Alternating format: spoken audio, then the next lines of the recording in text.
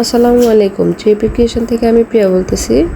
এটা হচ্ছে যে আমার দেওয়ারের হলুদের ডেকোরেশন ফটো জোন।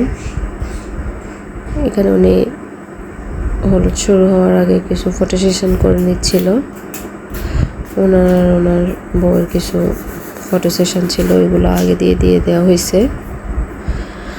আমার ভিডিওটা আসলে ভয়েস ওভার দেওয়ার সময় একটু আটকে যাচ্ছে, তো তা আমি কোনটা আগাচ্ছে কোনটা পিছাচ্ছে মিলাই বলতে পারতেছি না। একটু আটকে যাওয়ার কারণে এই অবস্থা হচ্ছে।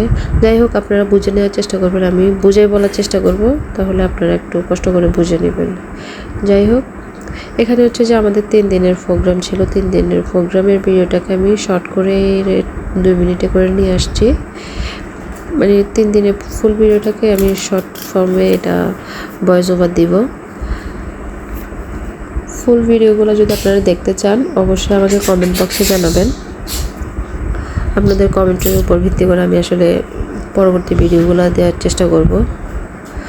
ভালো লাগলেও আপনাদের কমেন্ট পাইলেও দিব, আর না পাইলেও দেওয়ার চেষ্টা করব আসলে। তো ভালো কমেন্ট করলে অবশ্যই আমার কাছে ভালো লাগবে, আমি আমার ভিডিও বানাইতে উৎসাহ পাবো। যাই হোক, আপনাদের ভালো খারাপ সব কিছু মিলিয়ে আমি চেষ্টা করব যে আমার ভিডিওগুলো সবসময় ভালো করে দেওয়ার জন্য।